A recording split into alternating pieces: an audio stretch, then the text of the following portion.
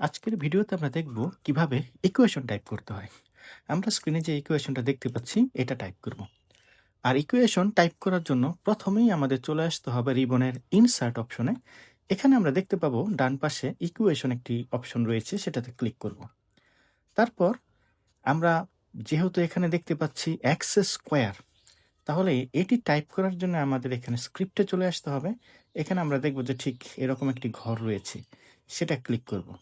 তারপর এখানে আমরা লিখি এক্স, আর উপরে 2 অর্থাৎ স্কোয়ার, আচ্ছা প্লাস প্লাস আমাদের কিবোর্ডেই রয়েছে, তার জন্য কিছু করতে হবে না, 7 সমান এই চিহ্নটাও কিবোর্ডে রয়েছে।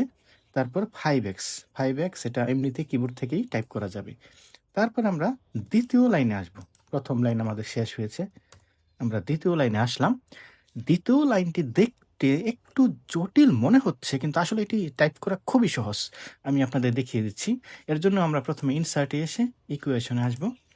আমরা দেখতে পাচ্ছি এখানে ডাবল আছে এবং প্রথম বন্ধনীর ভিতরে আছে।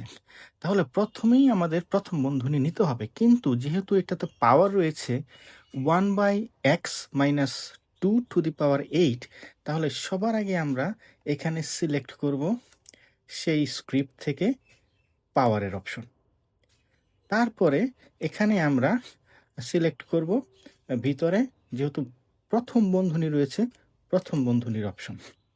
আমরা এবার বন্ধনীর ভিতরে যেহেতু রয়েছে ডাবল, তাহলে সেখানে আমরা এখন চলে যাব ফাংশনে। ফাংশন থেকে আমরা এই ডাবলের অংশটা সিলেক্ট করে নেব। আমরা উপরে তাহলে লিখলাম 1, আর নিচে আসবে এক্স মাইনাস 2, আর আমাদের পাওয়ার রয়েছে 48, তাহলে আমরা 48 পাওয়ারে দিলাম। তারপরে আমরা একটা স্পেস, এটা আমরা ডান পাশের অ্যারো দিয়ে চলে আসব, সেখানে প্লাস রয়েছে, কিবোর্ড থেকে প্লাস দিলাম। দ্বিতীয়টাতেও একই, 1/3 - x⁴, আমরা সেম এটার জন্য প্রথমে চলে যাব সেই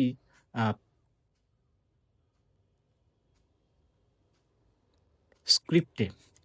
স্ক্রিপ্ট থেকে আমরা চলে আসলাম, এখানে আমাদের প্রথম বন্ধনীটা আগে নিতে হবে, যেহেতু ব্র্যাকেট আছে, তাহলে প্রথম বন্ধনী নিলাম। আর এখানে আমাদের ফাংশন থেকে সেই ডাবলের অংশটা নিতে হবে।